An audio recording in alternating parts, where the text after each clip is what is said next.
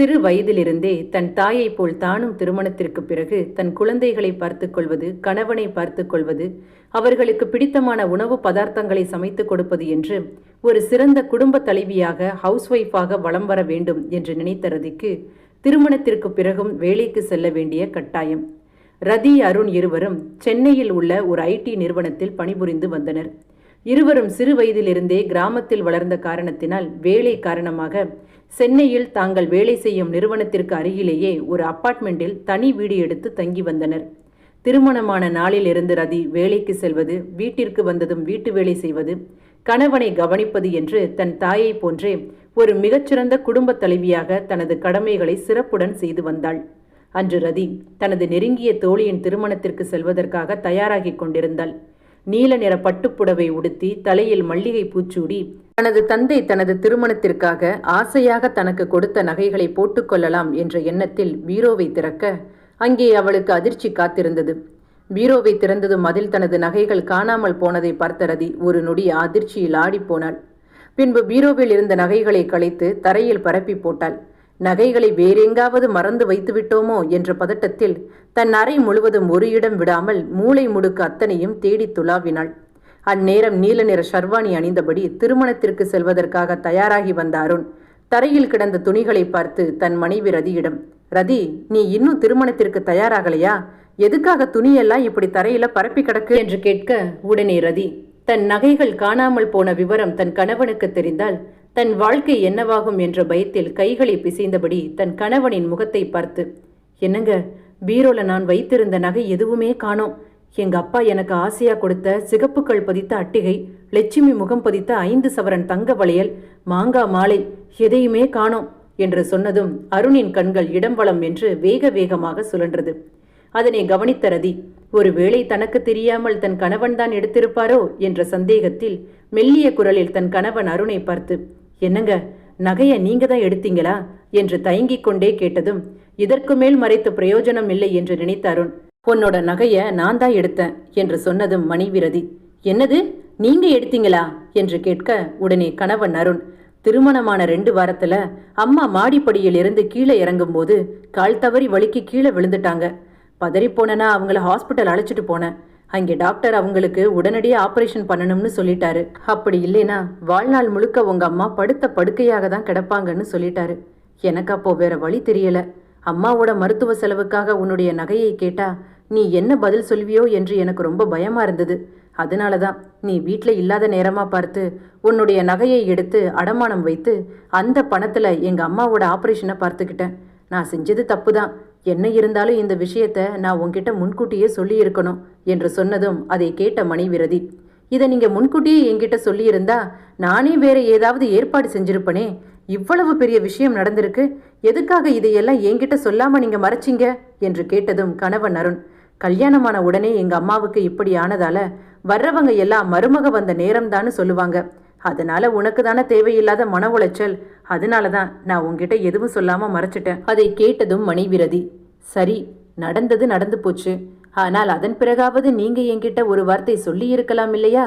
சொல்லி இருந்தா நானே வேறு ஏதாவது ஏற்பாடு செஞ்சிருப்பனே. இப்ப என் தோழி கல்யாணத்துக்கு வேற போகணும். எங்க அப்பா அம்மாவும் அந்த கல்யாணத்துக்கு கண்டிப்பா வருவாங்க. கையில கழுத்துல எந்த நகையும் போடாம போனா எங்க அப்பா அம்மா என்ன நினைப்பாங்க? கல்யாணம் பண்ண 2 மாசத்திலேயே பொண்டாட்டி நகையை வாங்கி அடமானம் வைத்து விட்டார்களே என்று உங்களை தப்பா நினைக்க மாட்டாங்க என்று சொல்லிக் கொண்டிருக்கும் போதுதான் மனைவி ரதிக்கு ஒன்று ஞாபகத்திற்கு வந்தது. எனக்கு இப்பதான் ஒரு விஷயம் நினைவிற்கு வருது. வீட்டு வாடகை கட்டுறது நான் தான். இந்த வீட்டுல செலவு என்று பார்த்தா வீட்டு வாடகை மட்டும்தான் இருக்கா? பால்காரன், மளிகைக்காரன், பேப்பர்காரன், கேபிள், கரண்ட் என்று சகலமும் நான் தான் பாத்துக்கிறேன். என்னோட சம்பள பணம் முழுவதையும் நான் இந்த வீட்டுக்காக தான் செலவு செய்யறேன். ஆனா நீங்க உங்களுடைய சம்பள காசை என்ன பண்ணீங்க? அந்த பணம் எங்க? நீங்க அதை எடுத்து உங்க அம்மாவோட மருத்துவ செலவு பார்த்திருக்கலாமே. எதுக்காக எனக்கு தெரியாம என்னுடைய நகையை எடுத்து அடமானம் வச்சு அந்த பணத்தை கொண்டு உங்க அம்மாவோட மருத்துவ செலவு பார்க்கணும் என்று அவள் கேட்டதும் கணவன் அருண், திருமணத்திற்கு 6 லட்சம் ரூபாய் எங்க அப்பா கடன் வாங்கியிருக்காரு. கல்யாணம் முடிஞ்சதும் கடனை அடைக்கிறதா சொல்லிதான் அவர் கடனை வாங்கியிருக்காரு. அதனால கடன்காரர்கள் எல்லாம் வீட்டு வாசப்படிக்கு வந்து கடனை கேட்க ஆரம்பிச்சுட்டாங்க. எனக்கும் வேற வழி தெரியல. அதனாலதான் என்னோட சேவிங்ஸ் அக்கவுண்ட்ல இருந்த பணத்தை எடுத்து எங்க அப்பா கையில கொடுத்து கடனை அடைக்க சொல்லிட்டேன். என்ன இருந்தாலும் நான் உன்னை கேட்காம உன்னுடைய நகையை எடுத்து அடமானம் வைத்து எங்க அம்மாவோட மருத்துவ செலவு பார்த்தது தப்புதான். கூடிய சீக்கிரத்திலேயே உன்னுடைய நகையை நான் திருப்பி தந்துடுறேன் என்று சொல்லிவிட்டு அந்த இடத்தை விட்டு கிளம்பி சென்றார். அதனால் ரதி திருமணத்திற்கு சென்றால் தன் பெற்றோர் தன் நகையை பற்றி கேட்பார்கள் என்ற பயத்திலும் கணவனிடம் அதை மீறி என்ன கேட்பது என்று தெரியாத காரணத்தினாலும் வேறு வழியின்றி தன் தோழியின் திருமணத்திற்கு செல்லாமல் தவிர்த்தாள். மறுநாள் காலை அருண் தன் மனைவியிடம் பிசினஸ் மீட்டிங் செல்வதற்காக வெளியூருக்கு செல்ல வேண்டும் என்று பொய் சொல்லிவிட்டு தனது உடைமைகளை ஒரு பையில் எடுத்து வைத்துக் கொண்டு நேராக தன் தாயை பார்க்க தனது சொந்த கிராமத்திற்கு சென்றான். அங்கே திருமணத்திற்கு பிறகு முதல் முறை தன் மகன் தன்னை பார்க்க வந்திருக்கிறான் என்று தெரிந்த தாய் மரகதம் தன் மகனுக்கு பிடித்தமான சைவம் அசைவம் என்று அனைத்து உணவுகளையும் தனது கையால் சமைத்து தலைவாளை விருந்து வைத்தாள். அன்று காலை அருண் சோஃபாவில் அமர்ந்தபடி ஒரு தட்டில் தோசையும் தக்காளி சட்னியும் வைத்து சாப்பிட்டுக் கொண்டிருந்தான். சமையலறையில் தாய் மரகதம் தன் மகனுக்காக ஆசையாக சமைத்துக் கொண்டிருந்தாள். அந்நேரம் தனது கைபேசி ஒலித்ததும் சோஃபாவில் தனது அருகில் கிடந்த மொபைல் போனில் தனது மனைவி ரதியின் பெயரை பார்த்ததும் அருண் வேகமாக சென்று போனை கட் செய்தான். அதனை கவனித்த தாய் மரகதமும், அருண், போன் வந்த சத்தம் கேட்டுச்சே, போன்ல யாருப்பா என்று கேட்க உடனே மகன் அருண், யாருன்னு தெரியலம்மா, யாரோ ராங் நம்பர்னு நினைக்கிறேன். வர வர இந்த போன்காரங்க பிரச்சனை தாங்க முடியல. ஏதாவது போன் பண்ணி இந்த இன்சூரன்ஸ் போடுங்க அந்த இன்சூரன்ஸ் போடுங்கன்னு ஒரே தொந்தரவு பண்றாங்க என்று ஏதோ சொல்லி சமாளித்தான். பின்பு தன் நண்பர்களை பார்ப்பதற்காக தனது இருசக்கர வாகனத்தில் கிளம்பி வெளியே சென்ற சிறிது நேரத்தில் மீண்டும் மருமகள் ரதி மாமியார் மரகதத்திற்கு தொலைபேசியில் அழைக்க தொலைபேசியை எடுத்து தனது காதில் வைத்ததும் மாமியார் மரகதம், சொல்லுமா ரதி, எப்படி இருக்க என்று மருமகளை நலம் விசாரிக்க உடனே ரதி, நான் நல்லா இருக்கேன், நீங்க எப்படி இருக்கீங்க? இப்போ உங்களுக்கு கால்வலி எல்லாம் பரவாயில்லையா? டாக்டர் கிட்ட செக்கப் எல்லாம் கரெக்டா போறீங்களா? டாக்டர் என்ன சொன்னாரு என்று கேட்டதும் மாமியார் மரகதம், எனக்கு என்னம்மா பிரச்சனை, என் காலு நல்லாதான் இருக்கு, நான் எதுக்காக டாக்டர் கிட்ட போகணும் என்று கேட்டதும் உடனே ரதி, இல்ல உங்க காலில் ஏதோ ஆபரேஷன் அது இதுன்னு அருண் சொன்னாரே என்று சொன்னதும் மாமியார் மரகதம் மீண்டும், ஆபரேஷனா? ஏன் காலு நல்லாதானே இருக்கு என்று சொல்லிக்கொண்டே, இங்க பாருமா ரதி, உனக்கு ஏதாவது பண தேவை இருந்தா நீ தாராளமா கூச்சப்படாம என்கிட்ட கேட்கலாம், நான் எதுவும் தப்பா நினைக்க மாட்டேன் என்று சொன்னதும் மருமகள் ரதி, எனக்கு அதெல்லாம் எதுவும் வேண்டாமா என்று சொல்ல உடனே மாமியார் மரகதம், எனக்கு எதுவும் தெரியாதுன்னு நீ நினைக்காத, அருண் உனக்கு இது எதுவும் தெரிய வேணான்னு என்கிட்ட சொன்னதாலதான் நான் இதை பத்தி உன்கிட்ட எதுவும் கேட்கல. உங்க அப்பா அம்மா எங்க மேல இருக்கிற நம்பிக்கையில் தானே உனக்கு ஆசையா இத்தனை பவுன் நகையை போட்டு என் புள்ள அருணுக்கு உன்னை கல்யாணம் செஞ்சு வச்சாங்க. அப்படி இருக்கும்போது கல்யாணம் முடிஞ்ச 2 நாளிலேயே நகையை எடுத்து அடமானம் வச்சா உங்க அப்பா அம்மா எங்களை என்ன நினைப்பாங்க? காசுக்கு ஆசைப்பட்டு தான் கல்யாணம் செய்தார்களோ என்று நினைக்க மாட்டாங்களா? நானும் உன் புருஷன்கிட்ட எத்தனையோ முறை சொல்லி பார்த்தேன். ஆனா அவன்தான் பிடிவாதமா எதுவும் கேட்கவே இல்லை. கல்யாணமான மறுநாளே நகையை கொண்டு போய் அடமானம் வச்சுட்டான். இந்த உண்மை மட்டும் உங்க வீட்டு ஆளுங்களுக்கு தெரிஞ்சா என்ன நினைப்பாங்க? என் பையன் உன்னை கல்யாணம் செஞ்சதுக்கு காரணமே பணத்துக்கு ஆசைப்பட்டுதான் நினைக்க மாட்டாங்க? உன்கிட்ட சொன்னா நீ கோவப்படுவேன்னு உன்கிட்ட சொல்ல வேணாம்னு என்கிட்ட கேட்டுக்கிட்டான். ஆனா எனக்கு தான் மனசு கேட்கல. இங்க பாருமா, இனிமே நகையை அடமானம் வைக்கிறதா இருந்தா ஒரு வார்த்தை பெரியவங்க கிட்ட கேட்டு செய்யுங்க. எல்லா முடிவையும் நீங்க தான் எடுக்கணும்னா வீட்டுல பெரியவங்க என்று நாங்க எதுக்கு என்று சொன்னதும் மருமகள் ரதி ஒன்றும் புரியாமல், அருண் இங்க வந்தாரா என்று கேட்டதும் மீண்டும் மாமியார் மரகதம், அருண் இங்கதாமா வந்தான், இப்பதான் சாப்பாடெல்லாம் சாப்பிட்டு முடிச்சுட்டு அவன் ஃப்ரெண்ட்ஸை பார்க்க வெளியே போறதா கிளம்பி போனான் என்று சொல்லிக்கொண்டே மாமியார் மரகதம் தன் மருமகள் ரதியிடம், கல்யாணம் முடிஞ்சா மாமியார் வீட்டுக்கு வரும்போது 2 பேரும் சேர்ந்துதான் வரணும்னு உனக்கு தெரியாதா? திருமணம் முடிஞ்சு முதல்ல என் புள்ள என் வீட்டுக்கு வர்றான், இப்படியா அவனை மட்டும் தனியா வீட்டுக்கு அனுப்புவ? அவன் மட்டும் வந்ததால பக்கத்துல குடியிருக்கிறவங்க எல்லாம், ஏன் உங்க பையன் மட்டும் தனியா வந்தாரு, உங்க மருமக வரலையா என்று கண்ணு காது மூக்கு வச்சு ஒரே கேள்வி. நீயும் வந்திருந்தா நல்லா இருந்திருக்கும்ல என்று சொன்னதும் மருமகள் ரதி, இல்லம்மா, எனக்கு ஆபீஸ்ல லீவ் கொடுக்கல, அதனாலதான் என்னால வர முடியல என்று சொல்ல உடனே மாமியார் மரகதம், இங்க பாருமா, உங்க அப்பா அம்மா எங்களை நம்பிதான் உன்னை என் புள்ள கையில ஒப்படைச்சிருக்காங்க. என் புள்ளைய இங்க அனுப்பிட்டு நீ அந்த வீட்டுல மட்டும் எதுக்காக தனியா இருக்கணும்? ஏதாவது ஒண்ணு கிடக்க ஒண்ணுன்னா என்ன செய்யறது? அடுத்த முறை வீட்டுக்கு வரும்போது நீயும் அவனும் சேர்ந்துதான் இங்க வரணும். இனிமே அவனை தனியா எங்க வீட்டுக்கு அனுப்பாத என்று சொல்லிவிட்டு அழைப்பை துண்டித்தார். மாமியாரின் பேச்சு சூடான எண்ணெயில் வெடித்த கடுகு போல படபடவென்று இருந்தாலும் அவரின் கோபத்தின் நியாயத்தை மருமகள் ரதி புரிந்து கொண்டாள். தன் கணவனின் சுயரூபத்தை முழுமையாக தெரியாத ரதி இங்கே நடந்ததை தன் மாமியாரிடம் சொன்னால் அதை அவள் எப்படி எடுத்துக்கொள்வாளோ என்ற தயக்கத்தில் தன் மாமியாரிடம் எதுவும் சொல்லாமல் மறைத்து விட்டாள். தன் மாமியாரின் பேச்சை கேட்ட பின் ஒன்றும் புரியாத ரதி வீட்டிற்கு வந்ததும் ஃப்ரிட்ஜில் இருந்த சில் வாட்டரை எடுத்து குடித்தாள். பின்பு ஒன்றும் புரியாமல் தன் கணவன் எதற்காக பிசினஸ் மீட்டிங் என்று தன்னிடம் பொய் சொல்லிவிட்டு தன் தாயை பார்க்க தன் தாயின் வீட்டிற்கு செல்ல வேண்டும் என்ற சந்தேகத்தில் தனக்குத்தானே பல கேள்விகளை கேட்டுக்கொண்டிருக்க திடீரென்று காலிங் பெல் சத்தம் கேட்டதும் எழுந்து சென்று கதவை திறந்தாள்.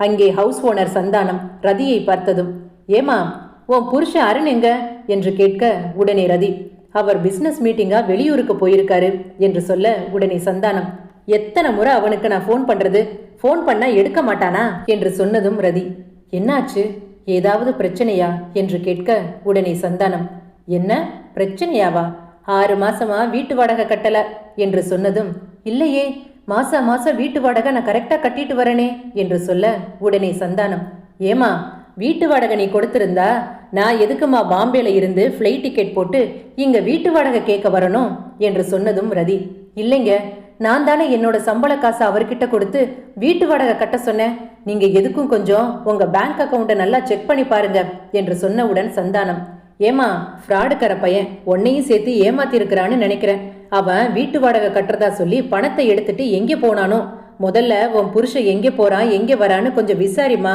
நான் என்னமோ நீ கொடுத்த காசை எடுத்துட்டு திரும்ப உன்னிடம் காசு கேட்டு பிரச்சனை பண்ற மாதிரி இல்ல நீ பேசுற, வீட்டை வாடகைக்கு கேட்க வரும்போது மட்டும் அத்தனை முறை எங்களுக்கு ஃபோன் பண்றீங்க, ஆனா வீட்டுக்குள்ள குடி போனதும் நாங்க ஃபோன் பண்ணா எடுக்கிறது கூட இல்ல, உன் புருஷனுக்கு ஃபோன் பண்ணி கை விரலெல்லாம் தேஞ்சதுதான் மிச்சம், அதனாலதான் நானே ஃப்ளைட் டிக்கெட் போட்டு என்னோட பாம்பே வேலையை விட்டுட்டு இங்க வந்திருக்கேன், இங்க பாருமா இப்பவே எனக்கு வீட்டு வாடகை எடுத்து வைக்கிறதா இருந்தா சொல்லு, இல்ல உன் பெட்டி படுக்கையை எடுத்துட்டு முதல்ல வீட்டை காலி பண்ண, நான் வீட்டை வேற யாருக்காவது விட்டுக்கிறேன் என்று சொன்னதும் ரதி, என்னங்க நீங்க, அவர் வேற வீட்டுல இல்ல, இந்த நேரத்துல வீட்டை காலி பண்ண சொன்னா பொம்பளனா நான் எங்கே போவேன் என்று கண்களில் கண்ணீர் வடிய இருக்கரம் கூப்பி தாழ்மையுடன், எனக்கு இன்னும் 1 மாசம் டைம் கொடுங்க என்று கேட்டதும் ஹவுஸ் ஓனர் சந்தானம், இங்க பாருமா ஏதோ நீ கையெடுத்து கும்பிட்டு கேட்டதாலதான் உனக்கு 2 வாரம் டைம் தர்றேன், அதுக்குள்ள என்னோட 6 மாச வாடகையை கொடுத்துட்டு வீட்டை காலி பண்ற வழியை பாரு என்று சொல்லிவிட்டு வேகமாக அங்கிருந்து தனது இருசக்கர வாகனத்தை எடுத்துக்கொண்டு சென்று விட்டார். அவர் அங்கிருந்து சென்ற பின்புதான் ரதிக்கு மீண்டும் ஒன்று ஞாபகத்திற்கு வந்தது. அன்று அலுவலகத்திற்கு செல்வதற்கு நேரமாகவே சமையலறை வேலைகளை முடித்துவிட்டு தனது கணவன் அருணை பார்த்து ரதி, அருண் இந்த மாசத்துக்கான வீட்டு வாடகையை உங்க போனுக்கு நான் அனுப்பியிருக்கேன், இன்னைக்கு தேதி 5, மறக்காம ஹவுஸ் ஓனருக்கு பணத்தை டிரான்ஸ்ஃபர் பண்ணிருங்க என்று வீட்டு வாடகை கட்ட சொல்லி தன் கணவனிடம் பணத்தை கொடுத்த விஷயம் அவளுக்கு அன்று ஞாபகத்திற்கு வந்தது. ஒன்றும் புரியாத ரதி உடனே தன் கணவன் வேலை பார்க்கும் அலுவலகத்திற்கு போன் செய்தாள். அங்கே, குட் ஆஃப்டர்நூன் மேம், உங்களுக்கு என்ன வேணும் என்று கேட்டதும் ரதி, நான் ஃபைனான்ஸ் டிபார்ட்மெண்ட்ல வேலை செய்கிற அருணுடைய ஒய்ஃப், கொஞ்சம் காலை அருணுக்கு கனெக்ட் பண்ண முடியுமா, நான் என் கணவர்கிட்ட கொஞ்சம் எமர்ஜென்சியாக பேசணும் என்று கேட்டதும் அந்த பெண்மணி, madam if you don't mind நீங்கள் அவருடைய முழு பெயரை சொல்ல முடியுமா என்று கேட்க மீண்டும் ரதி அருண் சக்கரவர்த்தி என்று சொல்ல உடனே அந்த பெண்மணி, சாரி மேடம், அருண் சார் இப்போ இந்த கம்பெனியில் வேலை செய்யலை, அவர் வேலையை விட்டு போய் 8 மாசம் ஆகுது என்று சொன்னதும் ரதியின் இதயத்தில் இடி விழுந்தது போய் இருந்தது. ஆனால் அவள் சொன்னதை நம்பாத ரதி மீண்டும் அவளிடம், மேடம் கொஞ்சம் நல்லா பாருங்க, அவர் அந்த கம்பெனியில தான் வேலை செய்கிறாரு, இப்போது கூட பிசினஸ் மீட்டிங்கா பெங்களூருக்கு போயிருக்காரு என்று சொல்ல மீண்டும் அந்த பெண்மணி, மேடம் எங்களோட கம்பெனியில பிசினஸ் மீட்டிங்னு சொல்லி நாங்க யாரையும் எங்கேயும் அழைச்சிட்டு போறதில்ல, அருண் சார் உங்களை ரொம்ப நல்லா ஏமாற்றி இருக்கிறான்னு நான் நினைக்கிறேன், அருண் சார் வந்ததும் அருண் சார் கிட்ட கேட்டு தெரிஞ்சுக்கோங்க என்று போனை கட் செய்தாள். இத்தனை நாட்களாக வேலைக்கு செல்வதாக சொல்லி காலை 8 மணிக்கு எல்லாம் தயாராகி இரவு 8 மணிக்கு வீட்டிற்கு வருகின்ற அருண் வேலைக்கு செல்லாமல் இத்தனை மாத காலம் எங்கு செல்கிறான் என்ற சந்தேகம் ரதிக்கு இன்னும் அதிகமானது. ஒன்றும் புரியாத அவள் அன்று இரவு முழுவதும் தூங்காமல் அதை பற்றி நினைத்து நினைத்து அவள் கண்கள் சிவந்து கண்களில் இருந்து கண்ணீர் வடியத் தொடங்கியது. மறுநாள் காலை எப்போதும் போல தனது சமையல் பணிகளை முடித்துவிட்டு தனது லேப்டாப் பையை எடுத்துக்கொண்டு தனது அலுவலகத்திற்கு சென்றாள் ரதி. அங்கே தன்னுடன் வேலை செய்யும் சக பணியாளர்களுடன் ஒரு சிறிய மீட்டிங் ஒன்றை அவளது மேனேஜர் ஏற்பாடு செய்திருந்தார். அதில் அனைவரும் ஒருவர் பின் ஒருவராக தங்களது பிரசன்டேஷனை கொண்டு வந்து சமர்ப்பித்துக் கொண்டிருந்தனர். அந்நேரம் ரதி தன் கணவனின் நினைப்பில் எதுவும் பேசாமல் மௌனமாக அங்கே அமர்ந்திருந்தாள். அவளின் நடவடிக்கைகளை கவனித்து வந்த மேலாளர் மற்றவர்கள் முன்பு அவளை திட்டி தீர்க்கவே ஒன்றும் புரியாத ரதி கண்களில் இருந்து கண்ணீர் வடித்தபடி மதிய உணவை கூட உண்ணாமல் கொண்டு வந்த உணவையும் குப்பை தொட்டியில் போட்டுவிட்டு ஒரு ஓரமாக சென்று ஒரு நாற்காலியில் அமர்ந்தபடி அழுது கொண்டிருந்தாள். அதனை கவனித்த அவளது நெருங்கிய தோழியான ஜீவா ரதிக்கு அருகில் சென்று, ஏண்டி என்ன ஆச்சு? நானும் கொஞ்ச நாளாவே உன்னை கவனிக்கிறேன். உன் நடவடிக்கை எதுவுமே சரியில்லையே. முன்னாடியெல்லாம் நீ தான் ப்ரெசன்டேஷனை ஃபர்ஸ்ட் சப்மிட் பண்ணுவ. மேனேஜர்கிட்டையும் உனக்கு ஒரு நல்ல பேர் இருந்தது. ஆனா கொஞ்ச நாளாவே நீயாவே இல்லையே. ஏண்டி ஏதாவது பிரச்சனையா என்று கேட்க, உடனே ரதி தன் தோழியின் தோளில் சாய்ந்தபடி தனது கண்ணீரை சிந்திக்கொண்டே திருமணத்திற்கு பின் தன் கணவன் தன்னிடம் சொன்ன அடுக்கடுக்கான பொய்களை பற்றியும் தனது நகையை தனக்கே தெரியாமல் எடுத்து அடமானம் வைத்த கதையையும் இத்தனை நாட்களாக வேலைக்கு செல்வதாக தன்னிடம் பொய் சொல்லிவிட்டு வேறு எங்கோ சென்று வருவதையும் ரதி தன் தோழி ஜீவாவிடம் சொல்லி அழுது புலம்பிக் கொண்டிருந்தாள். அதை கேட்டு முடித்ததும் ஜீவா, என்னடி என்ன சொல்ற? இவ்வளவு நடந்திருக்கு, இது எதுவும் உங்க அப்பா அம்மாவுக்கு தெரியாதா என்று கேட்டதும் ரதி, இல்லடி, எங்க அப்பா அம்மா கிட்ட நான் எதுவும் சொல்லல. ரிட்டையர்மெண்ட் ஆனதுமே எனக்கு கல்யாணம் செஞ்சுட்டு அப்பா அம்மா 2 பேரும் வயசான காலத்துல நிம்மதியா காலம் கழிக்கலாம்னு முடிவு செஞ்சிருந்தாங்க. ஆனா இப்போ என் கல்யாணமே அவங்களுக்கு ஒரு பாரமா அமைந்து விடுமோ என்று நினைக்கும் போது என்னால எப்படி என் குடும்பத்துல நடக்கிறத எங்க அப்பா அம்மா கிட்ட சொல்லி அழுது புலம்ப முடியும்? என்னோட கஷ்டம் என்னோடையே போகட்டும் என்கிற எண்ணத்துல தான் நான் எங்க அப்பா அம்மா கிட்ட இதை பத்தி எதுவும் சொல்லல. பாவம் வயசானவங்க, இந்த வயசுல தான் பொண்ணோட கல்யாண வாழ்க்கை சரியில்லை என்று தெரிஞ்சா அவங்க மனசு உடைஞ்சு போயிடுவாங்க என்று சொன்னதும் தோழி ஜீவா, சரிடி, அதுக்காக இன்னும் எத்தனை முறை தான் உன்னோட கணவர் அருணுக்கு நீ இப்படி சந்தர்ப்பம் கொடுக்க போற? நீ ஒவ்வொரு முறையும் இப்படி அவருக்கு சந்தர்ப்பம் கொடுக்கறதுனால தான் அவர் இன்னமும் திருந்தாம செஞ்சு தப்ப திரும்ப திரும்ப செஞ்சுட்டு வராரு என்று சொன்னதும் ரதி, எனக்கு என்னோட சம்பள பணம் மொத்தத்தையும் என்னோட குடும்பத்துக்கு செலவு செய்யறதுல எந்த ஒரு பிரச்சனையுமே இல்லடி. ஆனா அவர் வீட்டில் எந்த ஒரு வேலையும் செய்யறதே இல்லை. வீட்டு பொறுப்புல கொஞ்சம் கூட அவர் எந்த ஒரு அக்கறையும் காட்டுறதே இல்லை. எந்த ஒரு ரெஸ்பான்சிபிலிட்டியும் எடுக்கிறதில்ல. இவ்வளவு ஏன், அவர் சாப்பிட்ட தட்டை கூட அவர் எடுத்து கழுவுறதில்ல. இப்படி ஒரு பொறுப்பில்லாத கணவனை கல்யாணம் செஞ்சதால என் வாழ்க்கையில இனிமே நான் எப்படி காலம் தள்ள போறனோ எனக்கே தெரியல என்று சொன்னதும் தோழி ஜீவா, இங்க பாருடி, இது உன்னுடைய வாழ்க்கை. உன்னுடைய கணவர் இனிமேலும் திருந்துவார் என்கிற நம்பிக்கை உனக்கு இருக்கா என்று கேட்டதும் ரதி எதுவும் பேசாமல் மௌனமாக அங்கே அமர்ந்திருக்க, உடனே தோழி ஜீவா, இங்க பாருடி, நீதான் இதுக்கெல்லாம் ஒரு முடிவெடுக்கணும். உன் வாழ்க்கையில அடுத்து என்ன முடிவெடுக்கலாம் என்பதை நீயே முடிவு செய் என்று சொல்லிவிட்டு அங்கிருந்து சென்று விட்டாள். பின்பு தனது வேலை முடிந்ததும் ரதி தனது இருசக்கர வாகனத்தில் கிளம்பி தனது வீட்டிற்கு சென்றாள். எப்போதும் போல தனது வீட்டு வேலைகளை முடித்துவிட்டு இரவு 9 மணி ஆனதும் மெத்தைக்கு சென்று உறங்கத் தொடங்கினாள். அந்நேரம் காலிங் பெல் சத்தம் கேட்க தன் கணவன்தான் வந்திருக்கிறான் என்ற உண்மை தெரிந்து கொண்ட ரதி மாடிப்படியிலிருந்து கீழே இறங்கி வேகமாக வந்து கதவை திறந்தாள். அங்கே கணவன் அருண் தனது பையை ஒரு ஓரமாக வைத்துவிட்டு அங்கிருந்து சோஃபாவில் வந்து அமர்ந்தான். பின்பு தன் மனைவி ரதியை பார்த்து, 3 நாளும் பயங்கர வேலை, அதனாலதான் என்னால உனக்கு ஒரு ஃபோன் கூட பண்ண முடியல. எனக்கு ரொம்ப பசிக்குது, அதனால சப்பாத்தியும் பன்னீர் பட்டர் மசாலாவும் இப்ப செஞ்சு வச்சிரு. பஸ்ல வந்தது ரொம்ப டயர்டா இருக்கு, குளிக்க சூடா சுடுதண்ணி போட்டு பக்கெட்ல ஊத்தி வை என்று சொன்னதும் ரதி எதுவும் பேசாமல் மௌனமாக அங்கே அமர்ந்திருந்தாள். அதனை கவனித்த கணவன் அருண், மற்ற பொண்ணுங்க எல்லாம் கணவர் ஊருக்கு போயிட்டு வீட்டுக்கு திரும்பியதும் கணவனை உள்ளங்கையில வச்சு தாங்குவாங்க. ஆனா நீ வந்ததுல இருந்து குடிக்க ஒரு கிளாஸ் தண்ணி கூட கொடுக்காம இப்படி சிலை மாதிரி உட்கார்ந்த இடத்திலேயே உட்கார்ந்திருக்கியே என்று சொன்னதும் கோபமான ரதி, வேலைக்கு போயிட்டு டயர்டா வந்திருந்தா மனைவியா கணவனுக்கு செய்ய வேண்டிய பணிவிடையெல்லாம் செய்யலாம். ஆனா உங்களுக்கு தான் வேலை போய் 8 மாசம் ஆச்சே. அதான் உங்க கம்பெனிக்கு ஃபோன் பண்ண உடனே உங்களை பத்தின எல்லா விவரத்தையும் புட்டு புட்டு வச்சுட்டாங்களே, இன்னும் எதுக்காக இப்படி பொய் சொல்லணும் என்று கேட்டதும் உடனே அருண், இல்ல ரதி, அது என்று இழுக்க, உடனே ரதி, இங்க பாருங்க, தயவு செஞ்சு இனிமே எந்த ஒரு பொய்யும் என்கிட்ட சொல்லாதீங்க. நீங்க சொல்ற பொய்ய கேட்டு கேட்டு எனக்கு பைத்தியம் பிடிச்சதுதான் மிச்சம். நல்லா இருக்கிற உங்க அம்மாவுக்கு ஆபரேஷன் பண்ணதா பொய் சொன்னீங்க. என்னோட நகைய எனக்கே தெரியாம திருடி அடமான வச்சு அந்த காசை எடுத்து செலவு செஞ்சிருக்கீங்க. போதாததுக்கு வீட்டு வாடகை கட்ட சொல்லி கொடுத்த காசையும் இப்படி தண்ட செலவு செஞ்சுட்டு வேலைக்கு போனதா என்கிட்டயே கட்டுக்கதை கட்டுறீங்க. இதுக்கு மேல என்ன பொய் சொல்லணும்? போதும் சாமி, எல்லாம் போதும். உங்க பொய்ய கேட்டு கேட்டு நான் ஏமாந்தது போதும் என்று சொன்னதும் உடனே அருண், ரதி, நான் சொன்னது எல்லாம் பொய் தான். ஆனா அது எல்லாம் சொன்னதுக்கு ஒரு காரணம் இருக்கு.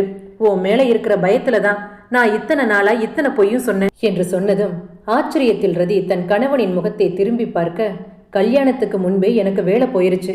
ஆனா இந்த உண்மை மட்டும் உனக்கு தெரிஞ்சா உங்க அப்பா நம்ம கல்யாணத்துக்கு சம்மதிக்க மாட்டாரோ என்கிற பயத்துல தான் நான் இந்த உண்மையை உன்கிட்ட சொல்லாம மறைச்சிட்டேன். என்னோட ஆபீஸ்ல என்னுடைய மேலாளர் அலுவலகத்திலிருந்து நிறைய பணத்தை கையாடல் செஞ்சிருக்காரு.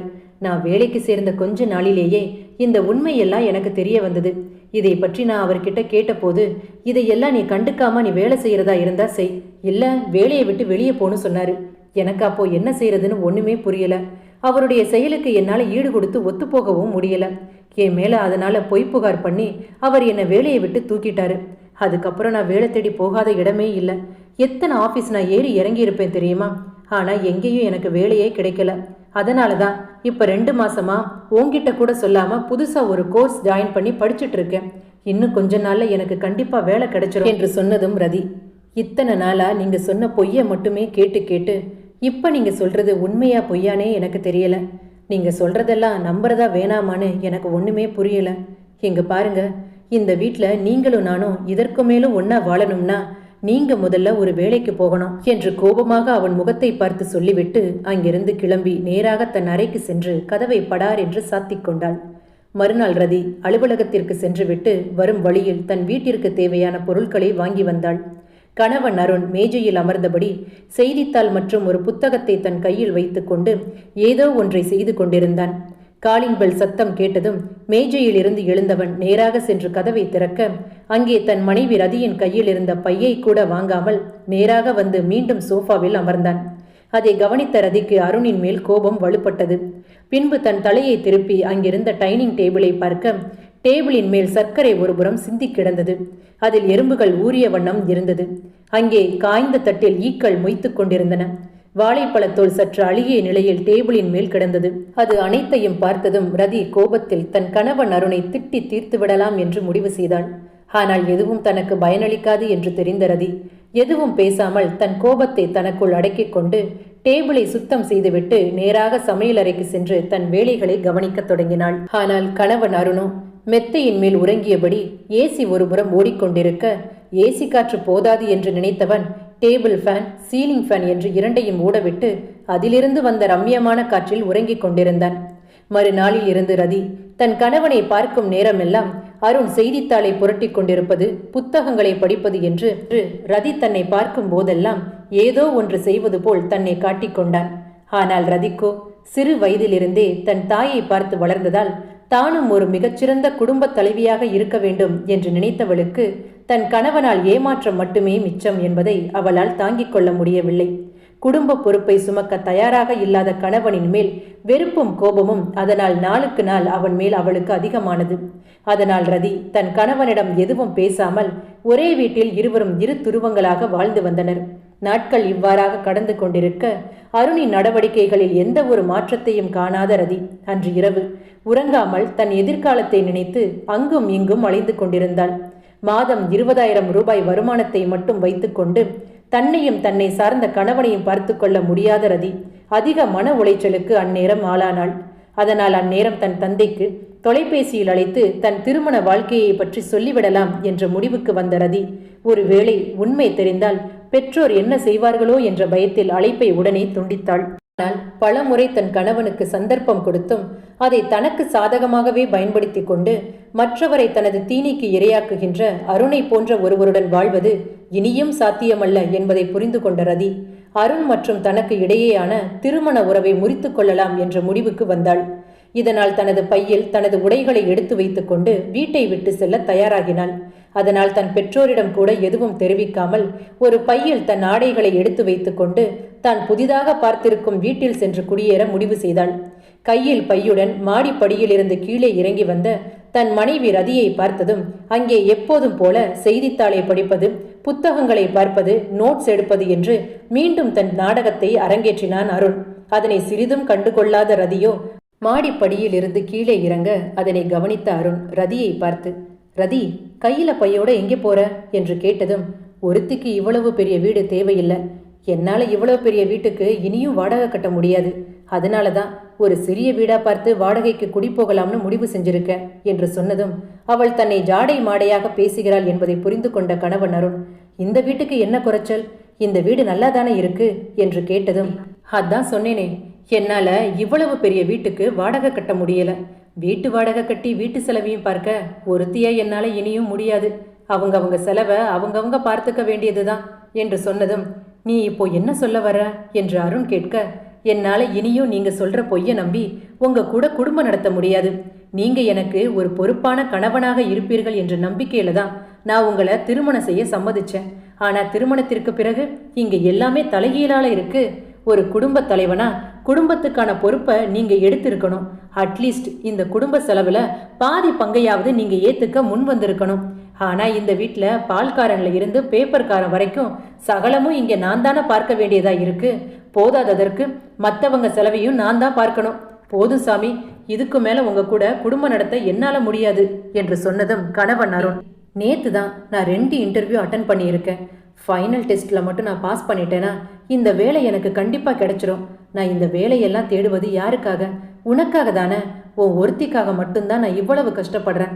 எனக்காக இத்தனை நாளா நீ பொறுமையா இருந்த, இன்னும் ஒரு 2 நாள் மட்டும் எனக்காக நீ பொறுமையா இங்க இருக்கக்கூடாதா என்று கேட்டதும் அந்நேரம் காலிங் பெல் சத்தம் கேட்க அருண் வேகமாக சென்று கதவை திறந்தார்.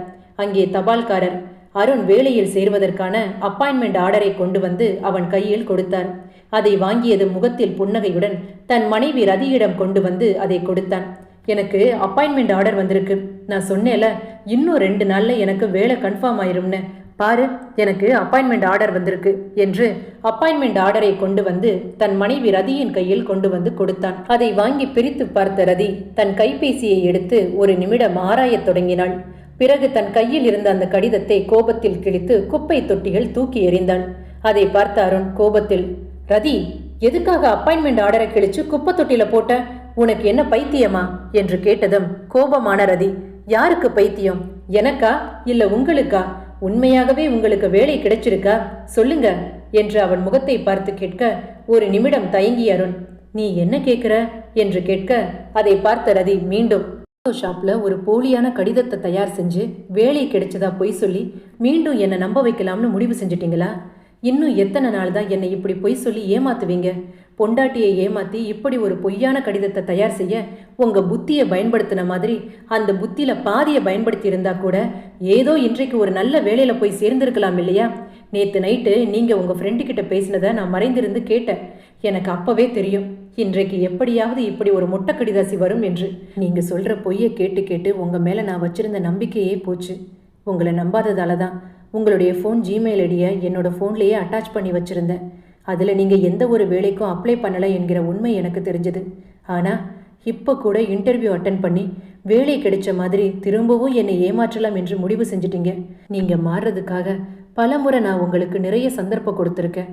எதிலுமே மாறாத நீங்கள் இதுக்கு மேலே மாறுவீங்க என்கிற நம்பிக்கை எனக்கு இல்லை. இதுக்கு மேலே நான் ஏமாற தயாராக இல்லை. போதும், இனிமே உங்களுக்கும் எனக்கும் எதுவும் இல்லை என்று தன் பையை எடுத்துக்கொண்டு வீட்டை விட்டு வெளியே சென்றாள். சில குடும்பங்களில் ஆண்கள் பெண்களை வேலைக்கு அனுப்பி பெண்கள் சம்பாதிக்கும் பணத்தில் தனது 3 வேலைகளையும் கழித்துவிட்டு தனது இதர பொழுதுபோக்கிற்கும் தன் மனைவியிடம் இருந்து பணத்தை பறித்து செல்வது உண்டு. இயல்பாகவே ஒரு ஆண் பெண் வளர்ப்பு முறை என்பது பெண்கள் பெரும்பாலும் சிறு வயதிலிருந்து தன் தாயை பார்த்தும் ஆண்கள் பெரும்பாலும் தன் தந்தையை பார்த்தும் தான் வளர்கிறார்கள். அப்படி இருக்க திருமணத்திற்கு பின் ஒரு பெண்ணானவள் தன் தாயை போன்றே தன் கணவன், குடும்பம், குழந்தை என்று அவளது கற்பனை உலகம் முழுவதும் தன் குடும்பம் மற்றும் குழந்தையை சுற்றி இருக்கும். அப்படி இருக்க திருமணத்திற்கு பின் தன் கணவன் வேலைக்கு செல்லாமல் வீட்டிலேயே இருந்து கொண்டு தன் மனைவியின் சம்பாத்தியத்தில் சாப்பிடுவதை ஒரு நாளும் ஒரு பெண்மணி விரும்புவது கிடையாது. இப்படிப்பட்ட சூழ்நிலையில் இது போன்ற ஆண்களை ஒரு பெண் திருமணம் செய்யும் பொழுது திருமணமான ஒரு சில நாட்களுக்கு பின் திருமண உறவு என்பது சலித்து விடுகிறது. இப்படிப்பட்ட ஆண்களால் குடும்பத்திலும் பிற இடங்களிலும் ஒரு பெண்ணானவள் மிகவும் மன உளைச்சலுக்கு ஆளாக்கப்படுகிறாள். பொதுவாக பெண்கள் இது போன்ற ஆணை தன் கணவனாக ஏற்றுக்கொள்கின்ற பொழுது எப்படியாவது தன் கணவனின் குணத்தை மாற்றிவிடலாம் என்ற நம்பிக்கையில் அவர்களை திருத்துவதற்காக பல சந்தர்ப்பங்களை அவர்களுக்கு வழங்குவது உண்டு. ஆனால் சில நேரங்களில் அவர்கள் தங்களின் பழக்க வழக்கங்களில் இருந்து விடுபட்டு வர சில காலம் எடுக்கும். அதற்காக பெண்கள் ஆண்களுக்கு சில கால அவகாசங்களை கொடுக்க வேண்டியது கட்டாயம். ஆனால் ஒவ்வொரு முறையும் சந்தர்ப்பத்தை பயன்படுத்துபவர்கள் தன்னை திருத்திக் கொள்ளாமல் மீண்டும் மீண்டும் தவறுகளை செய்கின்ற பொழுது திருமண உறவை நீட்டிக்க நினைக்கின்ற ஒரு பெண் தன் கணவனுடன் சேர்ந்து வாழ நினைப்பது என்பது அந்த பெண்ணின் ஒரு தனிப்பட்ட சுய முடிவாகவே இருக்க வேண்டும். இப்படிப்பட்ட ஒரு ஆண் உங்கள் குடும்பத்தில் யாரேனும் ஒருவர் இருந்தால் அவரை திருத்த நீங்கள் எப்படிப்பட்ட முயற்சிகளை எடுப்பீர்கள் என்பதை மறக்காமல் கமெண்டில் தெரிவிக்கவும். இது போன்ற குடும்ப கதைகளை கேட்க உங்களுக்கு மிகவும் பிடிக்கும் என்றால் மறக்காம ஸ்டோரி டைம் 6 தமிழ் சேனலை லைக் பண்ணி சப்ஸ்கிரைப் பண்ணுங்க. நன்றி, வணக்கம்.